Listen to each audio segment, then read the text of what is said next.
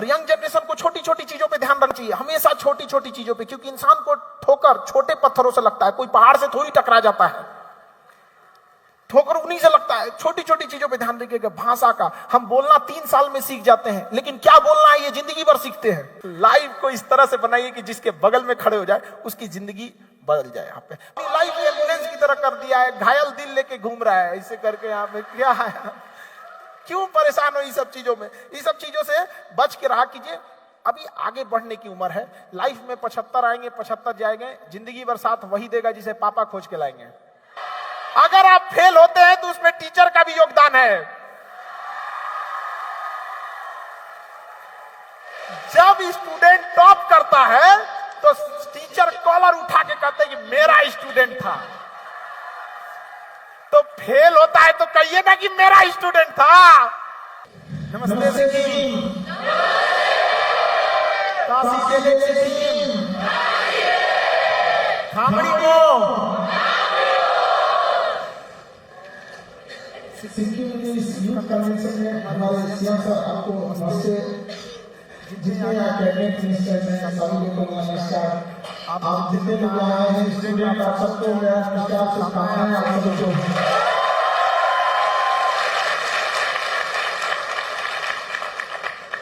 जब हम यहाँ पटना से आए सिक्किम और बागडोगरा एयरपोर्ट पे उतरे तो हमें पता चला कि अभी जो फ्लड आया था उस वजह से चीज़ें, जो हाईवे था वो डिस्ट्रॉय हो गया। तो हमें पता चला कि काफ़ी लॉन्ग टर्न लेके आना पड़ेगा। तो हमें कहा कि ये तो और अच्छे हमको तो और ज़्यादा जानने को मिलेगा यहाँ के बारे में। और उस दौरान हमने सिक्किम को इतना करीब से देखने का मौका मिला हमको। और यहाँ आने के बाद जो यहाँ का वातावरण, जो यहाँ का लोगों का प्यार, तो ऐसा लगा कि मेरी लाइफ 10 साल बढ़ गई यहाँ आने के बाद।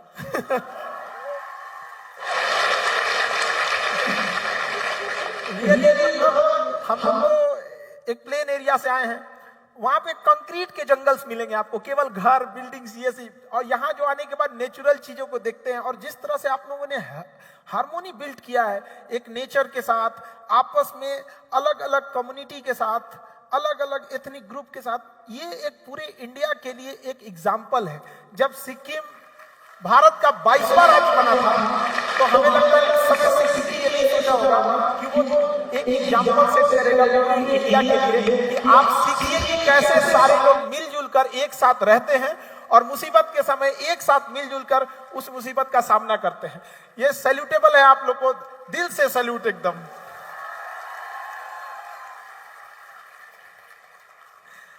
जब हम रास्ते में आ रहे थे तो हमें पता चला कि सर ये हमने अपने आंख से देखा कि कैसे कौन सा पुल डिस्ट्रॉय हो गया, सड़कें देखे, यहाँ पर लोगों के घर में मड भरा हुआ था, कितना चैलेंजिंग काम था। लेकिन जब हम यहाँ के लोगों का साहस देखे तो हम दंग रह गए कि क्या हिम्मत इन लोग के अंदर बाउंस बैक करने की। अगर समस्याएं आई हैं तो प्रॉब्लम्स का आना पार्ट ऑफ लाइफ, लेकिन उससे जीत के निकलना आर्ट ऑफ लाइफ।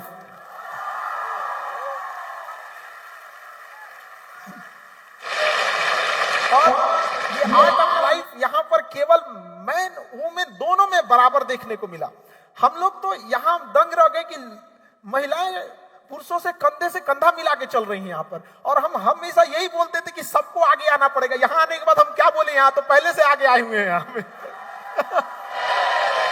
तो ये चीज हमें नहीं बोलना पड़ेगा यहाँ पे। और ये बहुत बेहतरीन चीज है यहाँ पे कि किसी भी समाज, a bird cannot fly with his one wing, वैसे ही एक समाज कभी भी केवल पुरुष उसे आगे नहीं ले जा सकता है, उसे दोनों को साथ आना पड़ेगा, तभी ये होगा। और अगर अकेले पुरुष ले जा सकते थे समाज को तो आजादी मिले हमें इतने साल हो गए, लेके चले गए रहते, लेकिन अभी तक ट्राई कर रहे हैं क्योंकि महिलाओं ने बराबरी से कंधा मिलाने ही नहीं दिया उन लोगों ने यहाँ पर। बट आप लोगों ने उनके लिए एक एग्जाम्पल सेट कर दिया।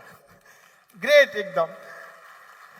देखिए, जब गॉड ने मेल और फीमेल दोनों को बनाया तो उसने तो बना दिया गॉड मेल और फीमेल को, लेकिन उसने सोचा कि अब अगले मानव को कौन जन्म देगा, मेल या फीमेल। सोचिए, एक भगवान ने भी फीमेल को चुना। What the power of women, this is the power. और आप सिक्किम के लोगों ने इस चीज को साबित किया है।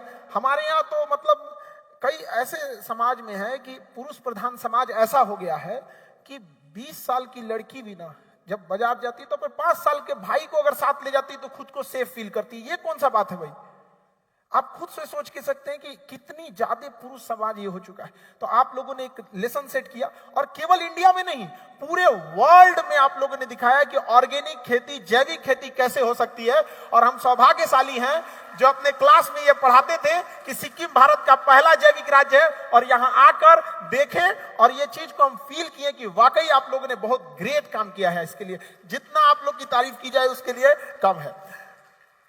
बहुत हिम्मत और साहस यहाँ के लोगों में देखे, और सबसे अच्छा लगा कि इतना जल्दी इतनी बड़ी कैलेमिटी आई, इतनी तूफान आया, ये चीज उसके बाद तुरंत बाउंस बैक हो जाना, इतना बड़ा प्रोग्राम को चलाना, तब हमको समझ में एक्चुअली ये यूथ का प्रोग्राम है ना, ये कैसे रुक सकता है। यही तो खासियत होती है यूथ की यहाँ पे। और हमारे ऑनरेबल सीएम सर, आप यूथ के लिए इतने अपने व्यस्त समय में इतना समय निकाले, आपका बहुत बहुत धन्यवाद सर। आप यूथ के लिए खड़े हैं, इन युवाओं के लिए जो खड़ा रहता है, बस इनके एक रास्ता दिखाने की जरूरत है सर। ये भी सैलाब हैं, बस इन्हें एक रास्ता दिखा देंगे। ये दरिया हैं, अपना हुनर जानते हैं, जहां से भी गुजरेंगे अपना रास्ता बना लेंगे ये। और ऑनरेबल सीएम सर जैसे एक क्रांति को मुहिम लेके चलते हैं, और हकीकत में जानिए कि अगर समाज में क्रांति लाना है तो वो युवा ही ला सकते हैं। समाज की क्रांति वही ला सकते हैं। तलवारों के साए पर इतिहास हमारा बनता है, जिस ओर ये जवानी चलती है उस ओर जमाना चलता है।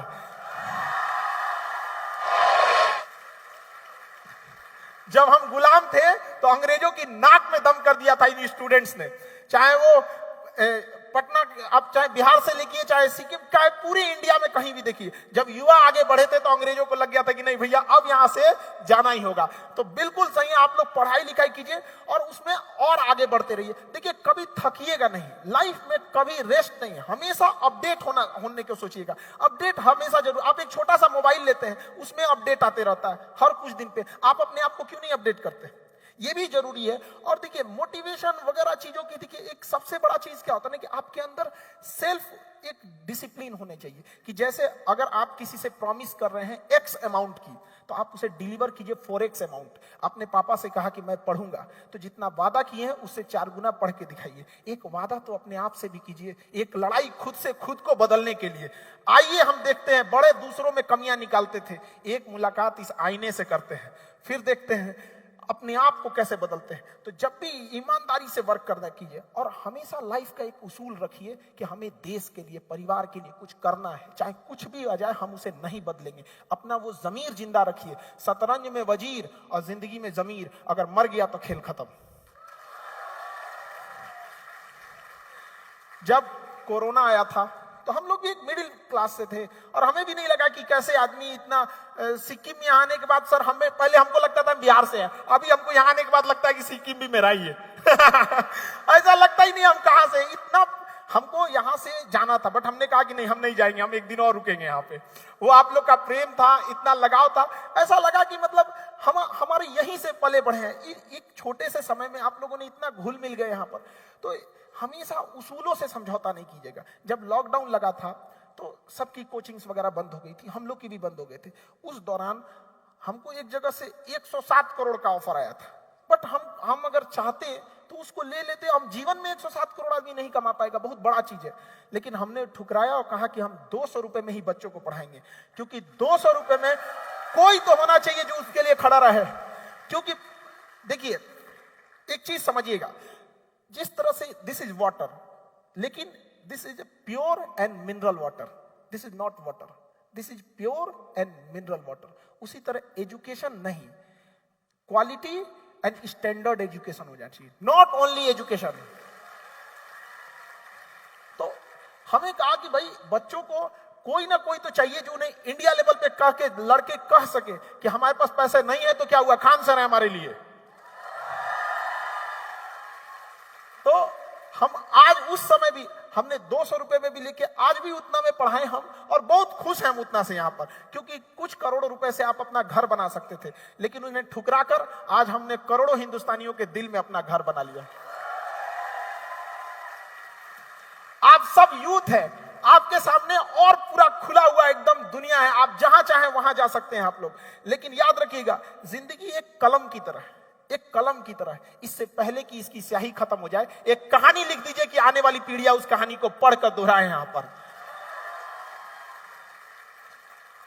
और यंग जनरेशन में कुछ चीजों का ध्यान रखना बहुत जरूरी है। अभी आप लोग ने यंग है तो क्या होता है ना, हर उम्र की ख्वाहिशें अलग होती हैं। बचपन में हमें खिलौना ही सबसे अच्छा लगता है, उसके सिवा कुछ नहीं। और जैसे जैसे आप बड़े होते हैं तो आपकी ख्वाहिशें बदलती जाती हैं। लेकिन अभी यंग जनरेशन में अभी थोड़ा गुस्सा पे कंट्रोल करना जरूरी है। छोटे छोटे लड़कों को देखते हैं स्कूल में, कॉलेज में झगड़ा कर लेते हैं, ये सब चीजों से बच के रहिएगा। गुस्सा इस बीज का नाम है जिसके ऊपर अहंकार नाम का पेड़ जमता है। जब तक आपके अंदर गुस्सा नहीं आएगा, अहंकार नहीं आएगा। थोड़ा सा गुस्सा आएगा तब देखिए अहंकार तुम क्या कर लोगे मेरा। तो इस चीज को कंट्रोल कीजिएगा। जब तक गुस्सा नहीं है, अहंकार नहीं है। और गुस्सा और आंधी, गुस्सा और आंधी जब ये चला जाता है तो ही अनुमान लगता है कितने का नुकसान हुआ, उस दौरान नहीं पता चलता है। तो क्या जरूरत है अपना नुकसान कराने की। तो इंसान को गुस्से पे आज के यंग जनरेशन को कंट्रोल करने की जरूरत है। और ईगो को साइड रखिएगा, क्योंकि आप अभी स्टूडेंट लाइफ में हैं। स्टूडेंट लाइफ में ईगो नहीं होता है, ये सब चीजों को साइड में रखा जाता है। आप क्या है क्या नहीं, एकदम शांति से ईगो को साइड कीजिए, आराम से पढ़िए। कई बार आपके जूनियर्स आपको समझाएंगे। कई बार हम लोग के टीचर पढ़ा के चले जाते थे, समझ में नहीं आते थे, और हम लोग के साथ बैठ के पढ़ने वाला हमें समझा देता था। हमें तो कभी कभी कसाई से ज्यादा टीचर से डरने लगने लगता था। अरे यार टीचर है यार, बहुत डर लगने लगता था यहाँ पे। तो कई बार क्या ना, हमारे साथ वाले बच्चे हमें पढ़ाएं तो हम लोग अपना ईगो साइड किए, हमने उनसे कहा कि भैया हमको तुम समझा दो। इस तरह कई बार आपके समाज, आपके दोस्त आपको समझाएंगे। We all are the student of society. हम सब सोसाइटी से अपने लास्ट ब्रीथ तक कुछ ना कुछ सीखेंगे। लेकिन एक चीज सीखिए हमेशा कि आपको अहंकार साइड में रखना है। अहंकार में इंसान को इंसान नहीं दिखता। आप खुद के छत पे चढ़ जाओ तो अपना मकान नहीं दिखता है। इस छत को बहुत गुरूर था छत होने का, एक मंजिल और बनी और छत फर्श हो गया। इसलिए याद रखिएगा, सफलता जितने ऊंचाई पे जाएंगे, ऊंचाई पर रुकने के लिए रास्ते नहीं होते, एक दिन नीचे आना पड़ेगा। इसलिए जब आप सीढ़ियों पे चढ़ रहे होते हैं तो अपने साथ के लोगों से अच्छा व्यवहार बना के रखिएगा, क्योंकि वापस उतरते समय उनसे मुलाकात होगी। तो और ये शब्दों को थोड़ा सा, क्योंकि आप यंग जनरेशन है और यंग जनरेशन को छोटी छोटी चीजों पे ध्यान रखना चाहिए, हमेशा छोटी छोटी चीजों पे। क्योंकि इंसान को ठोकर छोटे पत्थरों से लगता है, कोई पहाड़ से थोड़ी टकरा जाता है, ठोकर उन्हीं से लगता है। छोटी छोटी चीजों पे ध्यान रखिएगा। भाषा का, हम बोलना 3 साल में सीख जाते हैं, लेकिन क्या बोलना है ये जिंदगी भर सीखते हैं। इसलिए इस वर्ड पे बड़ा कमांड करिएगा यहाँ पे, वरना ये वर्ड ही है जो हमें हमारी पहचान कराता है। वरना हम अंदर से क्या है क्या पता चलने वाला है। हमारी शब्द ही हमारा पहचान कराते हैं। और शब्दों का चयन ऐसा कीजिएगा कि अगर जिंदगी में वापस लेना पड़े तो तकलीफ ना हो। वहां पे इसका चयन थोड़ा सोच समझ के जरूर कीजिएगा। और बहुत सारी चीजें आएंगी, आपको रुकावटें आएंगी लाइफ में, आने दीजिए रुकावटें। आप रुकावटों के लिए नहीं बने हैं, ना ही आपका राज्य रुकावटों के लिए बना है। इतनी मुश्किलों के साथ भी मुस्कुराता हुआ खड़ा चेहरा, ये देखकर सामने वाली मुसीबत का सब नीचे झुक जाएगा, यार क्या इंसान है ये लोग यहाँ पर। तो आप रुकावटों के लिए नहीं बने हैं यहाँ पे, कोई आपको नहीं रोक सकता है। क्योंकि दाना डाल के कबूतर फंसाया जाता है, बाज नहीं। और युवा तो वो परिंदे होते हैं कि अगर कोई इन्हें पिंजड़ा में बंद भी कर देगा तो पिंजड़ा सहित लेके उड़ जाएंगे उसे। तो इसलिए मन लगा के पढ़ाई करना है आप लोग को। एजुकेशन देखिए, अभी क्या है ना, एजुकेशन अभी देखिएगा, अभी जगह जगह साइंस डेवलप हो गया है। रडार में पता कर लेते हैं कि कौन सा जहाज है, कौन सी मिसाइल है, मेटल डिटेक्टर में पता चल जाता है। एजुकेशन एक ऐसा हथियार है ना जो किसी मेटल डिटेक्टर में नहीं पकड़ाता है। और इसकी मैगजीन कभी खाली भी नहीं होती है। इसकी मैगजीन खाली नहीं होती है एजुकेशन की। इसलिए एजुकेशन पे क्या करना है, ध्यान देना है। लेकिन एजुकेशन की कुछ खराबियां हैं कि इसका रिजल्ट बड़ा लेट से दिखता है हम लोग को। अब जैसे बड़ा लंबा लेट से दिखता है एजुकेशन गैप। अब किसी को भीख मांगना है, सपोज कर रहे हैं, उसको 1 घंटे में रिजल्ट मिल जाएगा, कुछ ना कुछ बोहनी हो ही जाएगी उसकी, 1 घंटे में उसका रिजल्ट दिख जाएगा। मजदूरी करिएगा, शाम तक रिजल्ट दिख जाएगा। बिजनेस कीजिएगा, 1 महीने में रिजल्ट दिख जाएगा। लेकिन एजुकेशन जब कीजिएगा 20 साल बाद रिजल्ट दिखेगा। लेकिन जब वो रिजल्ट होगा तो दुनिया देखेगी उस चीज को। एजुकेशन याद रखिएगा, बहुत जरूरी चीज होता है एजुकेशन। हीरा लाख महंगा होता है। हमें पता है कि हीरा महंगा होता है, कांच से तो महंगा होता है हीरा, लेकिन जब हीरा लोग पहनते हैं तो उसी कांच में देखते हैं कि कैसा लग रहा है यहां पर। तो आप सारे यूथ लोगों को उसी तरह हीरे की तरह चमकना है। अभी कांच है इसलिए लोगों को चुभते हैं, जिस दिन आईना बनेंगे उस दिन पूरी दुनिया देखेगी आपको। आप सब माँ बाप का एक सपना लेके बैठे हैं, अगर कभी जीवन में हताश हो जाइएगा तो अपनी माँ की उस आंखों को याद कीजिएगा कि आपकी माँ, उस बूढ़ी माँ की आंख में अभी भी आपकी सफलता की उम्मीद लेके वो बैठी है घर में कि मेरा बेटा, मेरी बेटी सफल होकर आएगी। क्या आप उस माँ की आंखों में धूल झोंक देंगे? क्या आप उस माँ की आंखों का सपना टूटते हुए छोड़ सकते हैं? कभी नहीं। तो इसलिए एजुकेशन में बस ये है कि टाइम थोड़ा सा ज्यादा लगता है, लेकिन क्या दिक्कत है, हम लोग फिर उसको करेंगे यहाँ पर। अब एजुकेशन चीजें भी ऐसे, अब किसी को आप खाना खिला दीजिएगा, अभी हमने स्टार्टिंग में सुना कि किसी को खाना खिलाएंगे, एक दिन जा सकता है उसका, कुछ पैसे देंगे कुछ दिन बीत सकता है, लेकिन एजुकेशन देंगे पूरी जिंदगी वो बिता सकता है, शान से जिंदगी को जी सकता है। तो इसलिए शिक्षा को कभी नहीं छोड़ना चाहिए, एजुकेशन को। और आप लोगों का एजुकेशन के प्रति इतना समर्पण, और सीएम सर आपको भी बहुत बहुत सर आपके आभारी, जो इन बच्चों के लिए आप मनोबल बढ़ाने के लिए यहाँ आए इतने व्यस्त कार्यक्रम में, जिससे कि इनका मनोबल और आगे बढ़ जाएगा यहाँ पर। और शिक्षा इतनी जरूरी चीज है कि शिक्षा उस शेरनी का दूध है जिसने पिया वो दहाड़ा है, और उसकी दहाड़ पूरी दुनिया सुनेगी यहाँ पर। आगे आने वाले कल में आप भी दहाड़िए, ताकि आपको आपके गांव और आपके राज्य पर आपको गर्व महसूस हो, कि कल को फक्र से लोग कहें कि नहीं, ये लड़का मेरे स्टेट का रहने वाला था। आपकी सफलता इतनी बड़ी होनी चाहिए कि केवल आपका परिवार न खुश हो, केवल आपका गांव और जिला न खुश हो, बल्कि सफलता इतनी बड़ी हो कि आपका पूरा राज्य जश्न मनाए कि मेरे राज्य से ये लड़का गया था यहां पर। और कभी भी एक चीज ध्यान दीजिएगा ना, बहुत ज्यादा मॉडर्निटी के चक्कर में मत पड़िएगा। बहुत ज्यादा मॉडर्निटी के चक्कर में आजकल की लाइफ ना दिखावे की जिंदगी हो गई है। अरे दिखावे की, बड़े बड़े लोगों को देखिएगा वो दिखाना नहीं चाहते हैं। बड़े बड़े लोग जो होते हैं ना, अमीर बनना चाहते हैं, अमीर दिखना नहीं चाहते हैं। दोनों में अंतर है, एक दिखने में एक बनने में। तो आप बड़ा बनिए। और सबसे बड़ा अमीर कौन होता है? जिसके बगल में बैठे गरीब को भी आभास ना हो कि वो गरीब है, वो सबसे बड़ा अमीर होता है। सबसे अच्छा राज्य कौन है? जिसमें बाहर से आए व्यक्ति को आभास ना हो कि बाहर के राज्य से आया है। अब आप समझ गए होंगे हम कहना क्या चाहते हैं। सिक्किम, बिहार से आने के बाद हमें एहसास नहीं हुआ कि हम सिक्किम बाहर से हैं, मेरा अपना राज्य नहीं है। तो ये चीज में आपको हमें बताना नहीं पड़ेगा। तो इस चीजों को आप लोग खासा ध्यान रखिएगा। लाइफ, इंसान की अहमियत ना, एक जीरो देखिए, जीरो अकेले रहता है तो कोई अहमियत नहीं, बट जिसके बगल में खड़ा हो जाता है ना, उसकी वैल्यू बढ़ा देता है। लाइफ को इस तरह से बनाइए कि जिसके बगल में खड़े हो जाए उसकी जिंदगी बदल जाए, यहाँ पे बढ़ जाए। हमेशा एक छाया वाले वृक्ष के समान अपनी जिंदगी को रखिएगा। ऐसा नहीं कि घमंड ज्यादा हो कि किसी को आपको बात करने में अच्छा ना लगे, ये सब चीजों में। और यंग जनरेशन को स्टूडेंट लाइफ में क्या है कि पहले गांधी जी के 3 बंदर होते थे, अभी चौथा बंदर की खोज हुई है, पता है कि नहीं? मोबाइल लेके बैठा है वो, समझ ही नहीं। वो आजकल का स्टूडेंट पता नहीं क्या उसी में खोया हुआ। अरे भाई क्या कर रहे हो यहाँ पर? अब हमको लगता है ना, कुछ दिन में मौन व्रत की जगह पे ना मोबाइल व्रत भी रखा जाएगा कि आज एक दिन का मोबाइल व्रत होगा भैया, हम लोग मोबाइल से दूर रहेंगे। यहाँ पे ये किडनी की तरह हमारे पार्ट ऑफ लाइफ हो गया है, not a part of body हो गया है यहाँ पर। पहले हम लोग अपने घर में वहां बिस्तर लगाते थे जहां पंखा करीब होता था, अभी वहां लगाते हैं जहां चार्जर करीब है। हाँ, अजीब परेशान हो गए। तो यंग जनरेशन लोग थोड़ा समझिए, ऐसा ना हो कि आज का युवा जाग गया है, अब उठेगा ब्रश करेगा 1.5 GB डाटा खत्म करके सो जाएगा।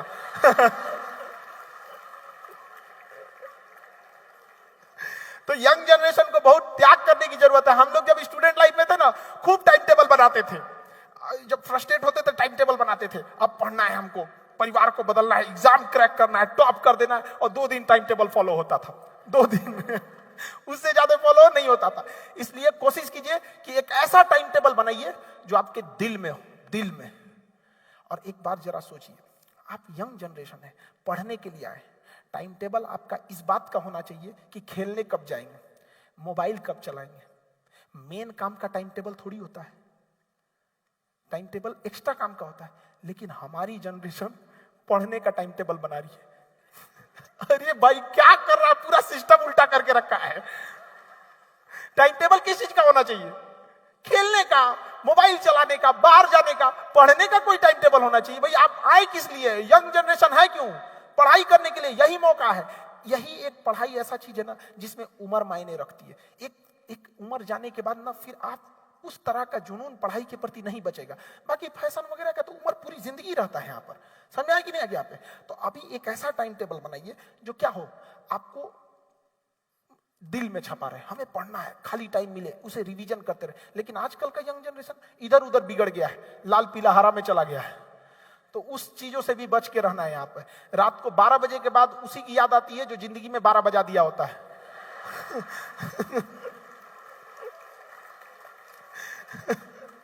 अजीब जनरेशन, मतलब यंग जनरेशन से खास करके अपनी लाइफ एम्बुलेंस की तरह कर दिया है, घायल दिल लेके घूम रहा है ऐसे करके। यहाँ पे क्या है, क्यों परेशान हो इन सब चीजों में? इन सब चीजों से बच के रहा कीजिए।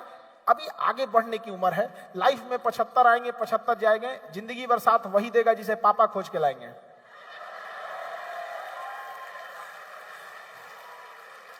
तो यंग जनरेशन इस पे ध्यान दे। और लड़कियां थोड़ी सी समझदारी से, किसी से बात करने से पहले, हाथ थामने से पहले सोच समझ के, क्योंकि जिंदगी पार करनी है, सड़क नहीं।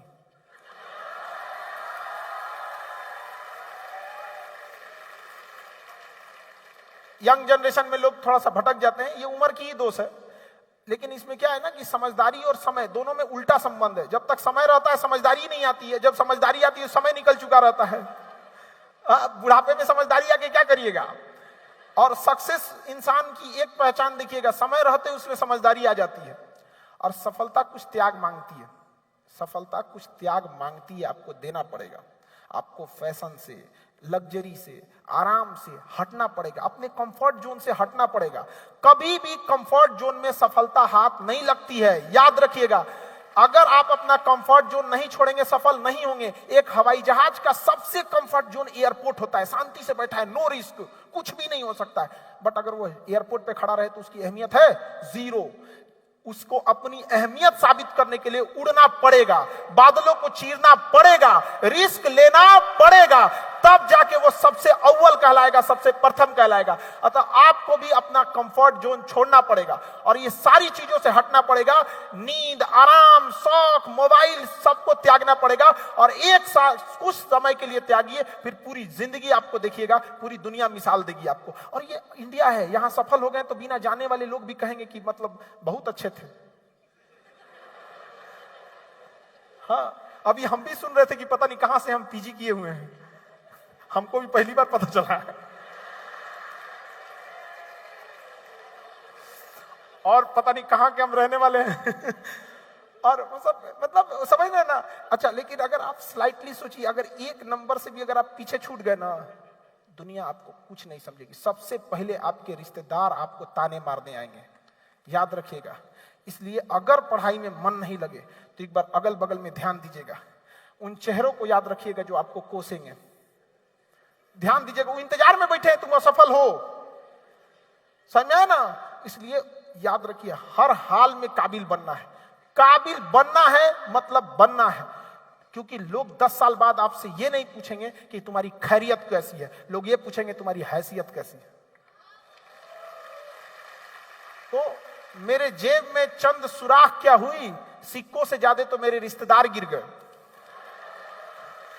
तो थोड़ा अपने आप को संभाल के रखना है इन सब चीजों में। और यंग जनरेशन स्टूडेंट से कहेंगे कि दिल लगाना है तो किताबों से लगाओ, बेवफा भी निकलेगी तो मुकद्दर बना के छोड़ेगी। और मोबाइल की दुनिया से थोड़ा बाहर जाइए और अपने कंफर्ट जोन को त्यागिए। अपने लुक पर ध्यान मत दो, अपने बुक पर ध्यान दो। बुक पर, लुक पर ध्यान देने से कुछ नहीं होगा। एक दिन अगर बुक पे ध्यान दिए तो लुक वाले पीछे रहेंगे। समझ में आ रहा है? आज गर्दन झुका के पढ़ लो, वादा करते हैं कल जिले में सबसे ऊंचा सर आपका होगा। लेकिन अगर आज आराम खोजिएगा तो पूरी जिंदगी संघर्ष करने के लिए सफल होइए।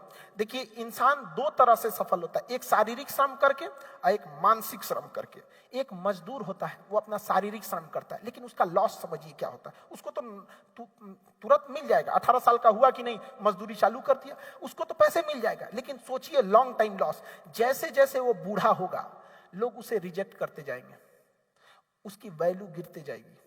आप अपने यहाँ बूढ़ा मजदूर अवॉइड करते हैं कि कहां से काम कर पाएंगे, लेकिन सोचिए अगर उसी के साथ पढ़ा लड़का 18 साल की जगह 22 साल पे जॉब लगता है या पढ़ लिख लेता है, तो जैसे जैसे उसका एज बढ़ेगा, उसका कद बढ़ेगा, उसकी पैसे बढ़ेंगे, रुतबा बढ़ेगा, लोग उसको अपने यहाँ बुलाएंगे यहाँ पर।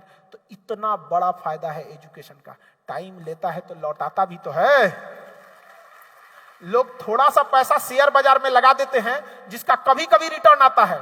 एजुकेशन एक ऐसा इन्वेस्टमेंट है जो लाइफ टाइम रिटर्न देता है, और इसमें डूबने का भी चांस नहीं है कि शेयर नीचे जाएगा। इसका शेयर कभी नीचे नहीं जाता है आप, इसलिए इसको आप लोग को ध्यान से समझना है। और ना एक चीज और, हम स्टूडेंट से हमारी पर्सनल शिकायत है कि एक वर्ड होता है ये कमजोर स्टूडेंट है, और एक वर्ड होता है ये तेज स्टूडेंट है। ये शब्द का इस्तेमाल आप बंद कीजिए। कमजोर स्टूडेंट नहीं होता है, लापरवाह स्टूडेंट होता है। लापरवाह और तेज स्टूडेंट नहीं होता है, जिम्मेदार होता है। लेकिन जब आप किसी स्टूडेंट को कहते हैं कि तुम लापरवाह हो, तो उसे अपनी गलती दिखती है, लेकिन जब कहते हैं कि कमजोर हो तो उसे सहानुभूति दिखती है, सिंपैथी लगती है। अरे बाप रे बाप। यहाँ पर एक तेज स्टूडेंट जिम्मेदार होता है, एक बार में बैठेगा तो 5-5 घंटा पढ़ के लगता है, 5 घंटा कंटिन्यूअस बैठ के पढ़ देता है। और ये जो कमजोर है ना, 5 घंटा में कमर दर्द करने लगेगा। अरे बाप रे बाप, मूव लगाओ। समझ रहे हैं आप? तो कोई लड़का कमजोर नहीं होता है। लापरवाह को हम लोग छुपाने के लिए क्या बोल देते हैं? कमजोर।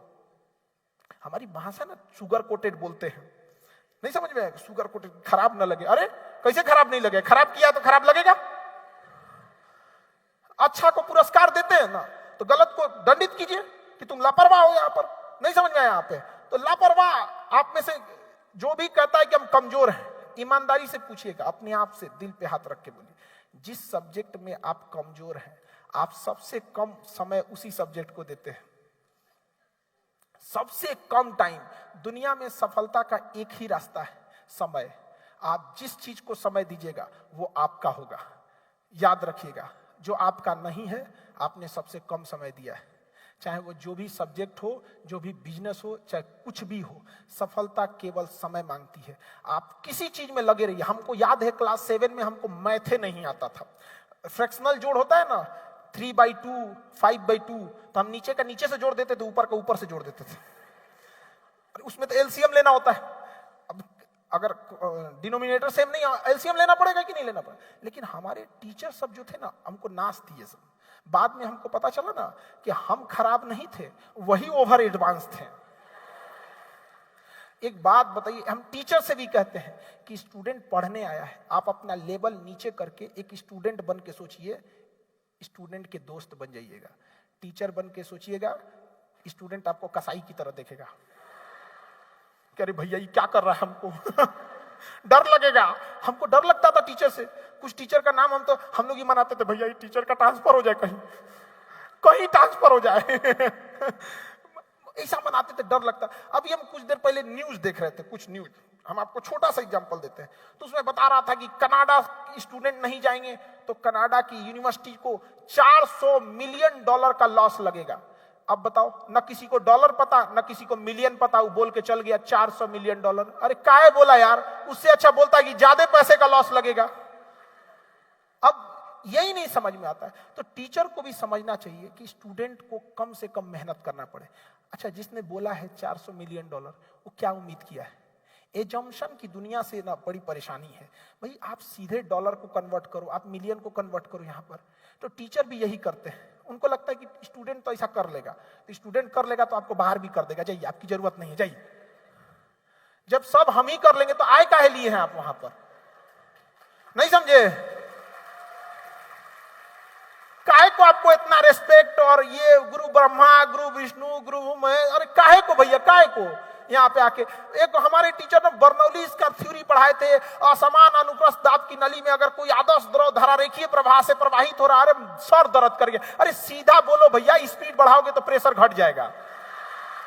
काय को कहानी सुना रहे हो, नहीं सुनना हमको, नहीं समझ में आया तो एक अपने टीचर्स को भी कहिएगा, सर हम मेहनत करने को तैयार हैं, आप भी घर से मेहनत करके आइए। जिस तरह से एक फिल्म डायरेक्टर होता है, देखिएगा उसको पता होता है कि कैसे फिल्म को रोचकता बताना है। अगर भूत वाला सीन आएगा तो देखिएगा हीरोइन सांस लेने लगेगी, समझा, अचानक इधर से घूमेगी ऐसे, इधर कोई उसको चेहरा दिखा, अरे भागो यहां से। तो ये टीचर की, ये एक फिल्म डायरेक्टर की कल्पनाएं हैं कि कैसे एक फिल्म को हम जिंदा कर सकते हैं पर्दे पर। उसके लिए वो 6 महीना साल भर मेहनत करता है। और यहाँ टीचर क्लास में घुसता, हाँ हाँ ठीक है ठीक है, बच्चों कहां तक पढ़ाए थे, अरे फिल्म फ्लॉप हो जाएगी आपकी।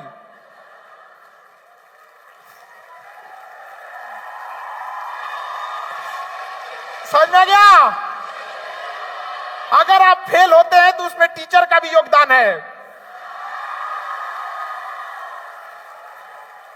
जब स्टूडेंट टॉप करता है तो टीचर कॉलर उठा के कहते हैं कि मेरा स्टूडेंट था। तो फेल होता है तो कहिए ना कि मेरा स्टूडेंट था। नहीं समझे? तो अगर आपको पढ़ने में कमजोर है तो उसके एक हिस्से का जिम्मेदार और कौन भी है? तो भैया टीचर लोग अगर नाराज हो जाएंगे तो हम माफी मांगते हैं। लेकिन ये है, एक अच्छा टीचर स्टूडेंट का अच्छा दोस्त होता है। आज भी हम अपने गांव में जाते हैं तो कुछ टीचर तो हमारे पढ़ाए जो अब नहीं रहे, स्वर्गवास हो गए, भगवान हम लोग बहुत ईमानदारी से पढ़ा। अब हम लोग के कुछ पुराने टीचर थे, अब कितना एक सर्टेन एज होता है किसी चीज। कुछ टीचर जो हैं आज भी उनके प्रति दिल से रिस्पेक्ट बनता है कि अगर वो चौराहे पे भी मिले हमें कहीं भी तो दंडवत प्रणाम करेंगे। और आज भी कुछ टीचरों ने ईमानदारी से नहीं पढ़ाया तो कहना तो नहीं चाहिए, लेकिन आदमी साइड हो जाता है। भाई एक बात बताइए, माँ के इतना रिस्पेक्ट क्यों होता है? क्योंकि माँ त्याग करके बच्चे को पालती है, और अगर त्याग नहीं करेगी तो माँ का भी रिस्पेक्ट नहीं है। नहीं समझे? आखिर माँ क्यों है? अपना सब कुछ त्याग देती है एक बच्चे के लिए, तभी तो समर्पण के प्रति होता है। अब आप पढ़ाई नहीं कीजिएगा, आप खोजिएगा कि आपका कोई रिस्पेक्ट करे। लाइफ में आपको बहुत सारे टीचर पढ़ाए होंगे, कुछ ही याद रहे होंगे। क्यों? सोचे कभी? लाइफ को चेंज कर दिया उन लोगों ने। समझा ना? तो एक टीचर को भी हम कहते हैं और स्टूडेंट को भी कहते हैं 1:3 का रेशियो फॉलो कीजिएगा। अगर क्लास में 1 घंटा पढ़ रहे हैं ना तो उसके लिए 3 घंटा घर से पढ़ के आइएगा। और टीचर भी 1 घंटा क्लास पढ़ाने आ रहे हैं ना तो 3 घंटा घर से मेहनत करके आइएगा। फिर देखिए पढ़ाई से प्यार ना हो जाए तो कहिएगा। पढ़ाई जैसे चीज को इंटरेस्टिंग क्यों बोझ बना के रख दिया यहां पर। सीएम सर आपके कार्यक्रम को तो लेट नहीं हो रहा है? ठीक सर। नहीं एक्चुअली इतनी व्यस्तता रहती है कि सर आपको स्टूडेंट के लिए आए, ये तो स्टूडेंट का सौभाग्य है सर जो आप इतने व्यस्त कार्यक्रम में लगा। बड़ी जिम्मेदारी रहती है एक्चुअली। ये अभी स्टूडेंट लाइफ में ना अभी नहीं समझ में आता है कि जिम्मेदारी क्या चीज होती है। वहां से यहां नहीं समझ में आता है कि कितनी बड़ी जिम्मेदारी होती है। जब आप बड़े हो जाते हैं ना तो उसका सबसे बड़ा लॉस क्या है? अगर आप कहीं हैं तो इसका मतलब कहीं नहीं है। हम सिक्किम में है मतलब पटना नहीं है, वहां काम रुका होगा। ये एक बहुत बड़ा जिम्मेदारी नहीं समझ में आता है किसी को। सर यहां है तो कहीं काम रुका होगा, पेंडिंग होगा कि सर आएंगे तो होगा।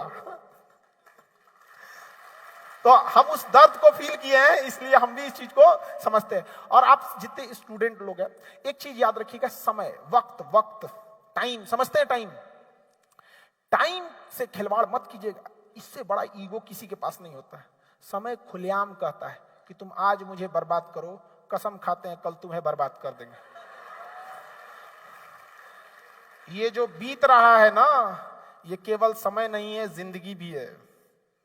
जिसे आप कह रहे हैं बीत गया, वो केवल समय नहीं है, याद रखिएगा वो एक जीवन का हिस्सा है जो बीत गया, जो कभी नहीं आएगा। और समय के पास इतना समय नहीं है कि दोबारा आपको समय देने जाए।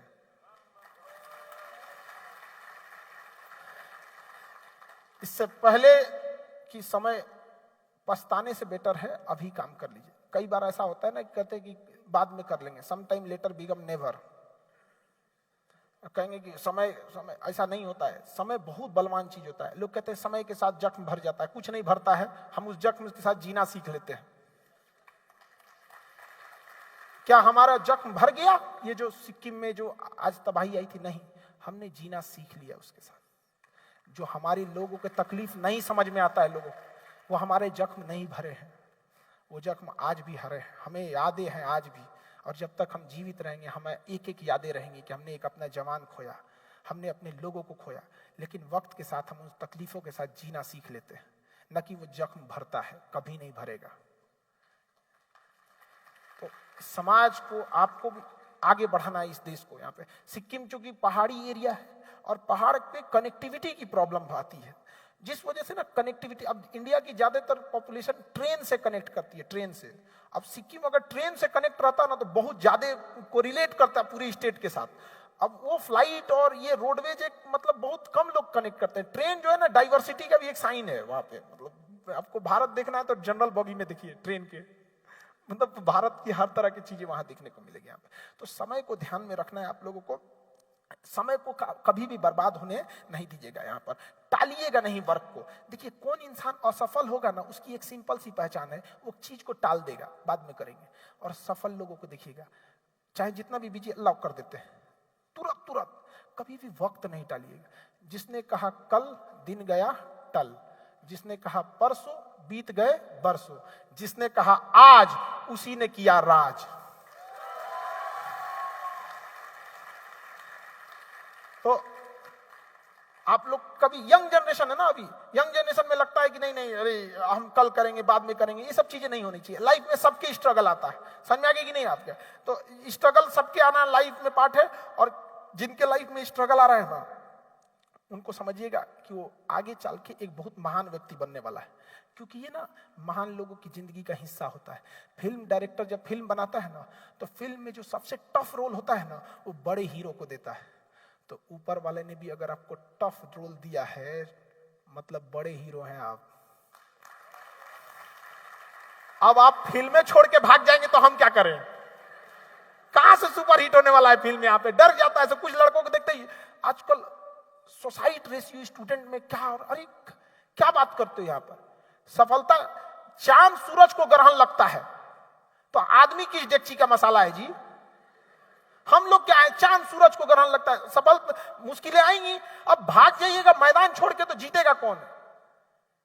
नहीं जीत सकते ना कभी भी। इसलिए कभी भी हार नहीं मानिएगा। गुच्छे की आखिरी चाबी भी ना ताला खोल देती है कभी कभी। थक जाइएगा यार, पूरा गुच्छा ट्राई कर दिया यहाँ पे, अरे एक थोड़ा सा कभी भी। यंग जनरेशन को इस पे ज्यादा समझ लेके जा। हम लोगों की भी लाइफ में भी स्ट्रगल आया था, और एक समय था कि हम लोग पटना में रूम ढूंढने गए तो रूमें नहीं दे रहा था कोई। यहां तक भी हम लोगों ने सब स्ट्रगल देखा। तो क्या भाग जाएंगे? पटना में बम चला दिया गया हमारे ऊपर, ऑफिसे उड़िया गया हम लोग का। फिल्म में देखे थे हम, फिल्म में देखे थे कि भागो यहां से, ये कम फी में पढ़ा रहा है, हम लोग का बिजनेस खत्म हो जाएगा। उड़ा दिया सब ऑफिस। हम देख रहे थे, अरे हम ऐसे, हमको लगा सपना देख रहे हैं क्या यार? एक टीचर को क्यों उड़ा दिया तुम लोग? यहाँ पर भागना पड़ा हमको। तो एक कह रहा है सर पैर के पास आपके, भागिए। एक फेंका था पैर के पास में था मेरे, वो नहीं फटा था, वो रेस्पेक्ट कर रहा था।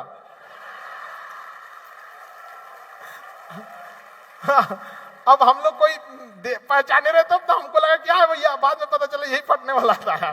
भाग गए। हम कहे भागो भैया यहाँ से। तो वहां से भी था इंसान को। तो क्या हम लोग भाग गए, स्ट्रगल छोड़ दिए? मम्मी को बताए नहीं थे।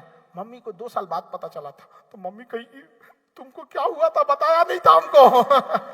अच्छा, माँ लोग ना बड़ा सेंसिटिव होती है, घबरा जाती है। अब कितने भी बड़े हो जाइएगा ना, तो माँ होती है।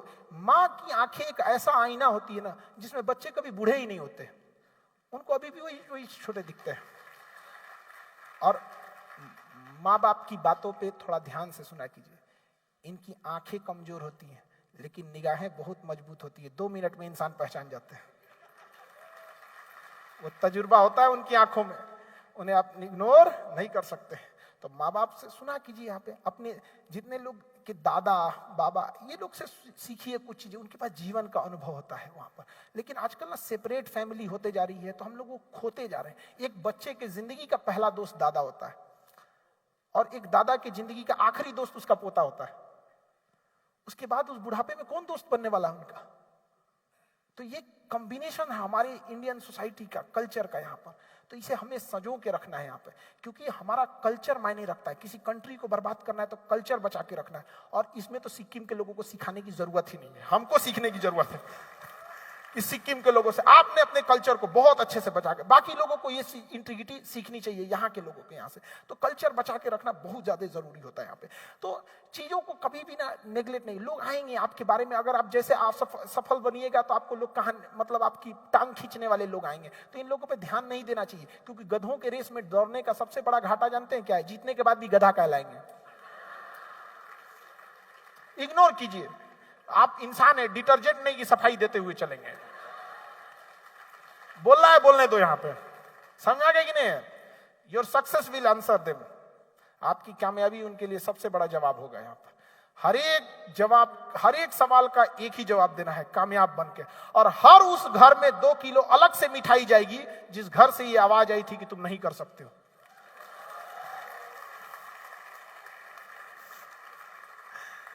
इसलिए लगन से पढ़िए, मेहनत करते रहिए। हम लोगों को भी बहुत सारी बातें सुनने को मिलती है। एक आदमी तो कह रहे थे कि लॉकडाउन में 2 महामारी आया, टीचर थे कुछ कह रहे 2 महामारी आया, एक कोरोना एक खानसर। हम कहे कर कमाना ही बंद हो गया। तो भाई एक एजुकेशन एक अधिकार है, और केवल एजुकेशन नहीं, जैसे हमने बताया ना, पानी नहीं, प्योर एंड मिनरल वाटर, उसी तरह से अच्छी और सस्ती एजुकेशन पर ये आपका अधिकार है। और इसके लिए आप इतना बड़ा यूथ है, आप लोग तो मिसाल बनेंगे। उम्मीद करते हैं कि हम फिर आए ना तो आप में से किसी की कहानियां हम यहाँ आके सुनाए यहाँ पर, तो बेहतर होगा यहाँ पे कि आप लोग में से कल आए और पूरे राज्य का नाम रोशन करें यहाँ पर, जिससे बेहतर होगा यहाँ पे कहानी। देखिए, संघर्ष सबके लाइफ में आता है, ऐसा कोई नहीं हो सकता है जिसके ऊपर संघर्ष नहीं पड़ा हो।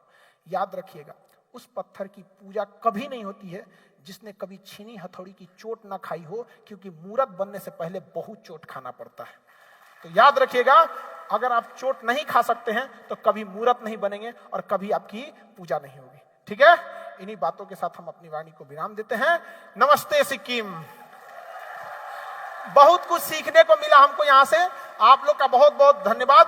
और हमको यहाँ से बहुत कुछ सीखने को मिला, यहाँ का कल्चर, यहाँ के लोगों का साहस, बहुत बहुत इसके हम आभारी रहेंगे जो यहाँ के लोगों ने जो हमें यहाँ प्यार दिया। सीएम साहब, आपका बहुत बहुत धन्यवाद, आपने यूथ को इतना मोटिवेट किया, इतना इन लोग के लिए खड़े रहे सर, बहुत बहुत धन्यवाद।